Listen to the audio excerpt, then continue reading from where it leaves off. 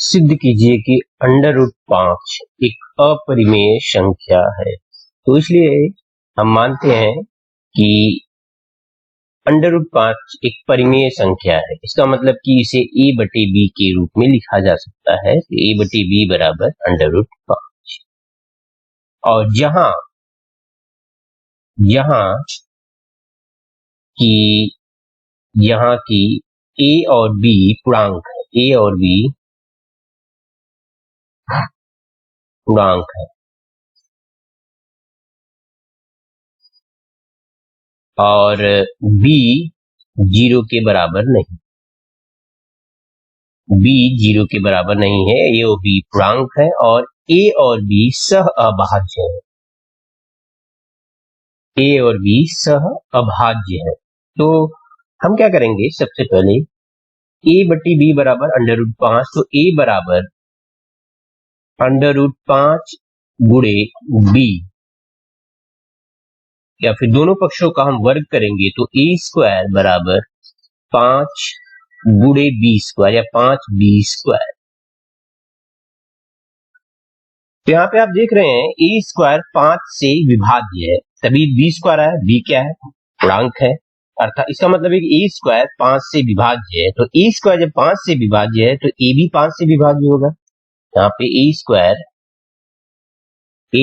5 से विभाज्य है तो a भी 5 से विभाज्य होगा। तो इसलिए a बराबर 5c, मान लीजिए हमने a बराबर कोई संख्या मानी 5c, जहां c एक पूर्णांक है, यहां c एक पूर्णांक है। a बराबर 5c इसलिए क्योंकि ये a 5 से विभाज्य है, तो ऐसा नंबर होगा जो कि 5 का मल्टीपल होगा। तो c एक नंबर है जो कि पूर्णांक है, c एक पूर्णांक है और 5c नंबर है जो कि a के बराबर है। तो a बराबर 5c। इसे मान लीजिए समीकरण 1 और ये हो गया आपका समीकरण 2। तो समीकरण 1 में a की जगह पे 5c रखेंगे तो 5c बराबर अंडर रूट 5 गुणे b या इंटू b। तो दोनों पक्षों का वर्ग करेंगे तो 5c का वर्ग बराबर 5b, या फिर 5c स्क्वायर बराबर 5c का वर्ग बराबर b। तो यहाँ पे इस समीकरण देखिए, समीकरण 3। अब यहाँ पे 5c स्क्वायर बराबर b, मतलब कि अगर b में 5 से भाग देंगे तो भागफल c स्क्वायर। c क्या है, एक पूर्णांक है, तो c एक पूर्णांक है, तो मतलब b में 5 से भाग देंगे तो पूर्णांक आए, अर्थात b 5 से विभाजित है। तो यहाँ पे दोनों पक्षों का वर्ग करेंगे इस समीकरण में तो 25c स्क्वायर हो जाएगा और ये 5b स्क्वायर हो जाएगा। अब क्या करेंगे, इसे समीकरण 1, इसे समीकरण 2, इसे समीकरण 3 मान लेंगे, जिसमें 5c स्क्वायर बराबर b स्क्वायर। अब क्या है कि b स्क्वायर में 5 से भाग देंगे तो हमें प्राप्त हुआ c स्क्वायर। c जहां पे पूर्णांक है, अर्थात b स्क्वायर 5 से विभाजित है। b स्क्वायर 5 से विभाजित है तो c भी 5 से विभाजित होगा। यहाँ पे b स्क्वायर 5 से विभाजित है,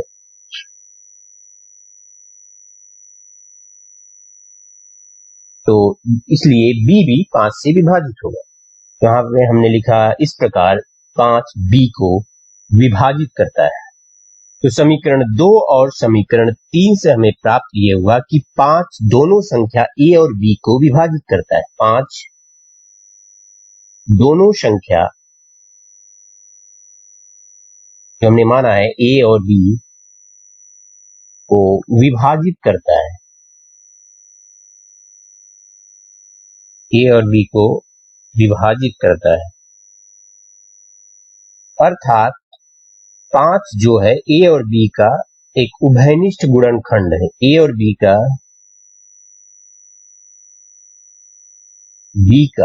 5 उभयनिष्ठ गुणनखंड है।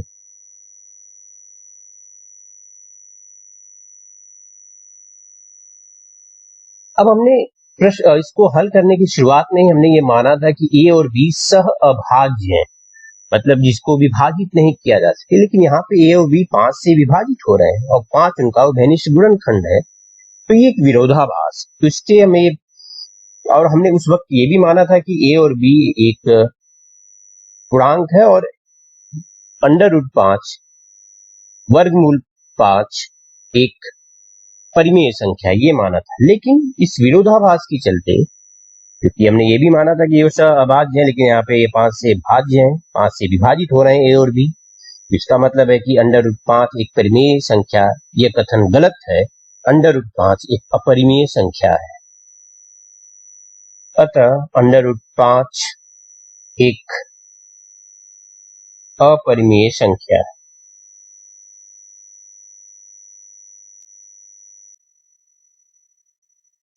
सिद्ध कीजिए कि 3 धन 2 √5 एक अपरिमेय संख्या है।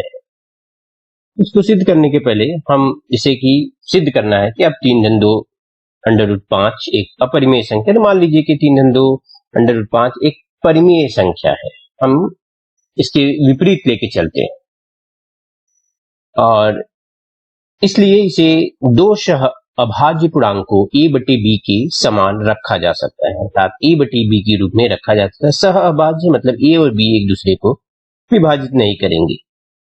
तो 3 धन, क्योंकि 3 धन 2 √5 एक परिमेय संख्या हमने माना है, तो ये बराबर होगा a बटे b के। तो हम इसे लिख सकते हैं a बटे b, इसको a बटे b इधर लेके आएंगे और ऋण, मतलब 3 को इधर लेके जाएंगे, a बटे b ऋण 3 बराबर 2 √5, मतलब इसको हमने इधर ले गया a बटे b ऋण 3 बराबर 2 √5, तो इसको पलट दिया, पलट के मतलब a बटे b ऋण 3 बराबर 2 √5 इस तरह से हो गया। और आप इसको a ऋण 3b बटे b बराबर 2 √5 इस तरह से लिख, या फिर कहें a ऋण 3b बटे 2b, ये 2 इधर आएगा, 2b बराबर √5। अब यहां पे आप देखिए a b 3 2 ये सभी पूर्णांक क्या है, चूंकि a b 3 और 2 सभी पूर्णांक है,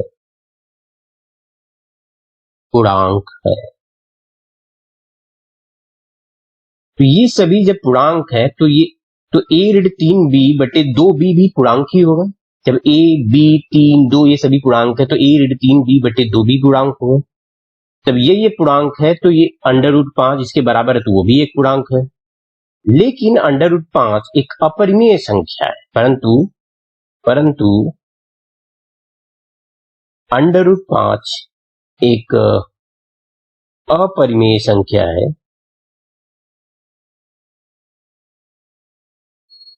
हमने यहाँ पे कहा कि a ऋण 3b बटे 2b एक पूर्णांक है और जो कि √5 के बराबर है, तो जब ये पूर्णांक है तो √5 भी पूर्णांक होगा। लेकिन √5 एक पूर्णांक नहीं है और √5 एक अपरिमेय संख्या है, तो इसलिए एक विरोधाभास उत्पन्न होता है, जिसके कारण से 3 धन 2 √5 को जिसे हमने परिमेय संख्या लिया था उसको हम अपरिमेय संख्या मानेंगे, अपरिमेय संख्या कहेंगे, क्योंकि यह एक अपरिमेय संख्या है, अपरिमेय संख्या है।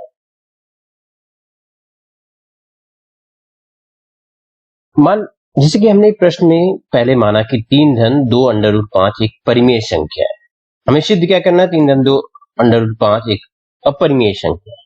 तो हमने परिमेय संख्या माना, तो इस स्थिति में और दो सह अभाज्य पूर्णांक a और b, सह अभाज्य मतलब एक दूसरे को विभाजित नहीं कर रहे हैं, उन पूर्णांक को a बटे b क्या है, एक परिमेय संख्या के समान रखा जाता है। तो 3 धन 2 √5 बराबर a बटे b, अब हम इसको हल करेंगे तो a ऋण 3b बटे 2b बराबर √5 ये हमें प्राप्त। अब यहाँ पे अब देखिए कि a b 3 2 ये सभी पूर्णांक है, ये सभी पूर्णांक है, तो इसलिए a ऋण 3b बटे 2b एक पूर्णांक होगा, क्योंकि ये सभी पूर्णांक है तो ये भी पूर्णांक होगा। अब जब ये पूर्णांक है, ये √5 के बराबर है, तो √5 भी एक पूर्णांक है, लेकिन √5 एक अपरिमेय संख्या है, तो इस स्थिति में ये पूर्णांक तो हो नहीं सकता। तो ये विरोधाभास के चलते 3 घन 2 √5 एक अपरिमेय संख्या है। सिद्ध कीजिए कि निम्नलिखित संख्याएं अपरिमेय हैं। पहला भाग में है कि 1 बटे √2 एक अपरिमेय संख्या है, इसे सिद्ध करना। तो मान लीजिए 1 बटे √2 एक परिमेय संख्या, ये मान के चलिए। तो जब ये एक परिमेय संख्या है, जैसे कि a बटे b एक परिमेय संख्या, जहां a और b सह अभाज्य पूर्णांक,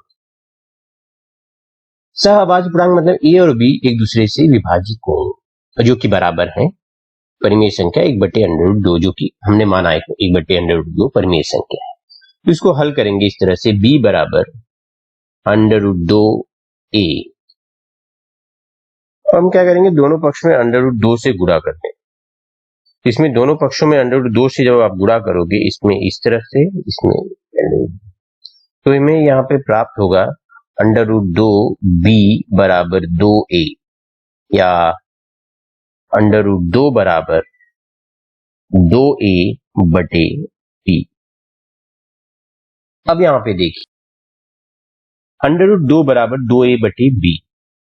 अब यहाँ पे देखिए 2a बटे b, 2a और b एक पूर्णांक है और इनका भागफल एक परिमेय संख्या, ये एक परिमेय संख्या है, तो इसलिए √2 भी एक परिमेय संख्या। लेकिन क्या है, √2 एक अपरिमेय संख्या है, तो यहां एक विरोधाभास। तो इस विरोधाभास के मतलब है कि ये जो हम लेके चले हैं कि 1 बटे √2 एक परिमेय संख्या है, यह गलत है। जब ये परिमेय संख्या नहीं है तो बचा ये अपरिमेय संख्या, अर्थात अतः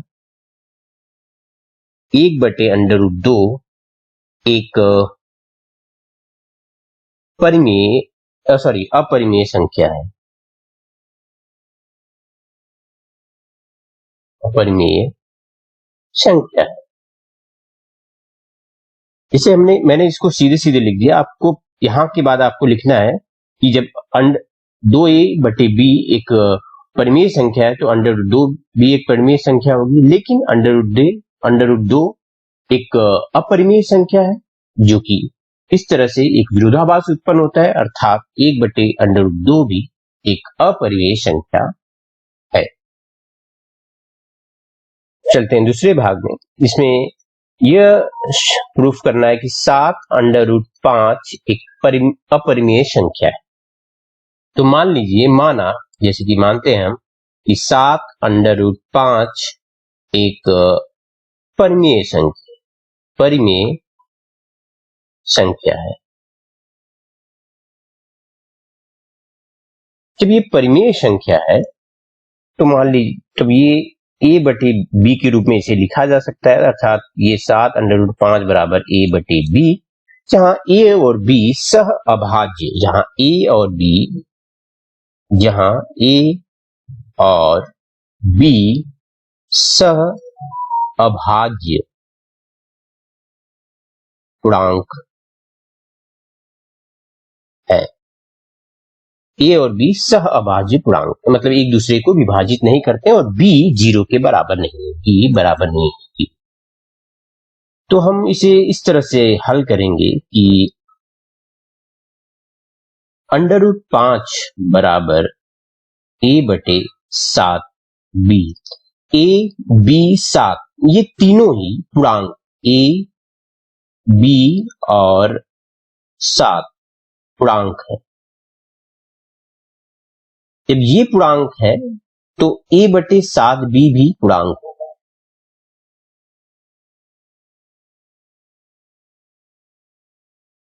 जब a बटे 7b पूर्णांक होगा तो √5 भी पूर्णांक होगा, इसलिए √5 भी पूर्णांक होगा। लेकिन √5 एक अपरिमेय संख्या है, परंतु अब √5 एक अपरिमेय संख्या है, इसलिए और जब ये पूर्णांक है तो मतलब इसमें एक और बात करेंगे कि यह √5 एक पूर्णांक है, तो अब √5 एक परिमेय संख्या भी है। √5 एक परिमेय संख्या है, इसलिए √5 एक परिमेय संख्या है। √5 एक परिमेय संख्या है, लेकिन √5 एक अपरिमेय संख्या है। ये इसलिए ये √5 परिमेय संख्या है क्योंकि यहाँ पे a b 7 एक पूर्णांक है, तो a बटे 7 भी पूर्णांक होगा, तो a बटे 7 भी जब पूर्णांक है तो √5 भी पूर्णांक होगा। √5 जब पूर्णांक होगा तो इसलिए √5 एक परिमेय संख्या है। लेकिन √5 एक अपरिमेय संख्या है। अपरिमेय संख्या है।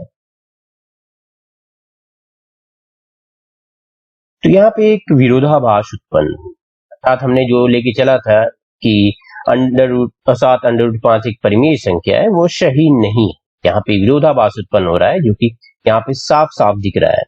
√5 यहाँ पे बताया, यहाँ पे जो प्रश्न में हमने मान के चला तो उसमें हमको प्राप्त हो गया √5 एक परिमेय संख्या है, लेकिन √5 एक अपरिमेय संख्या है। तो इस विरोधाभास के चलते हमने जो माना था कि वो परिमेय संख्या 7 √5 एक परिमेय संख्या है, वो परिमेय संख्या नहीं है। तो बच्चा क्या कि वह एक अपरिमेय संख्या है।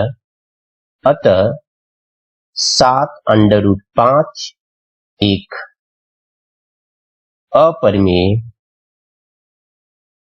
अपरिमेय संख्या है।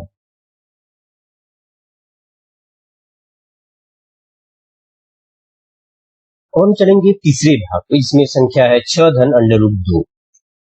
यह एक अपरिमेय संख्या है, इसे सिद्ध करना है। तो माना हल में हम यहाँ पे इसको हल करने शुरू करेंगे तो पहले मानेंगे कि 6 धन √2 एक परिमेय संख्या है। जब 6 धन √2 एक परिमेय संख्या है तो उसको हम a बटे b के बराबर देख सकते हैं, जहां पे a और b, क्योंकि a बटे b भी एक परिमेय संख्या है, जहां a और b सह अभाज्य पूर्णांक है और b 0 के बराबर है। सह अभाज्य पूर्णांक a और b दोनों एक दूसरे को विभाजित नहीं करेंगे। अब हम इस समीकरण को हल करेंगे तो √2 बराबर 6 को इस तरफ लेके जाएंगे दाहिने तरफ समीकरण में, तो a बटे b ऋण 6 हमें यहाँ पर प्राप्त होगा। और इसको हल करेंगे तो a ऋण 6 b बटे b, या ये √2 बराबर a ऋण 6 b बटे b। अब यहाँ पे आप देखें a 6 और b ये तीनों संख्याएं पूर्णांक है, a b और 6 पूर्णांक है,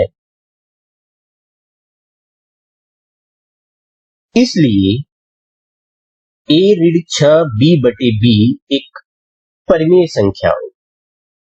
मतलब a b और 6 जब ये पूर्णांक है तो a ऋण 6 b भी पूर्णांक होगा और b भी पूर्णांक होगा। तो ये जब दोनों पूर्णांक है तो इनका जो भागफल है वह एक परिमेय संख्या होगी, अर्थात a ऋण 6 b बटे b एक परिमेय संख्या है। जब a ऋण 6 b बटे b एक परिमेय संख्या है, a ऋण 6 b बटे b परिमेय संख्या है,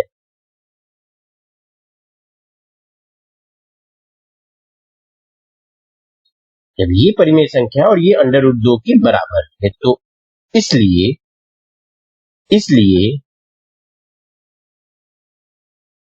√2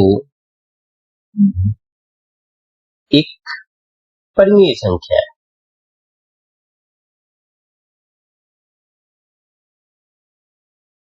लेकिन परंतु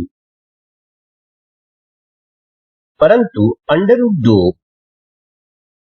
एक अपरिमेय संख्या है, परंतु √2 एक अपरिमेय संख्या है। तो ये विरोधाभास यहाँ पे उत्पन्न हुआ, क्योंकि हमें इसको इस प्रश्न को जब हल किया हमने तो हमने ये हल करते समय हमने ये माना कि 6 धन √2 एक परिमेय संख्या है और उसको लेके चला। और एक स्थिति में हमको ये यहाँ पे प्राप्त हुआ कि अंडर रूट 2 यहाँ पे परिमेय संख्या प्राप्त होने लगी, लेकिन अंडर रूट 2 एक अपरिमेय संख्या है, तो ये एक विरोधाभास उत्पन्न हुआ। इससे मतलब ये हुआ कि 6 धन अंडर रूट 2 एक परिमेय संख्या नहीं है, अर्थात 6 धन अंडर रूट 2 एक अपरिमेय संख्या। अतः 6 धन अंडर रूट 2 एक अपरिमेय संख्या है।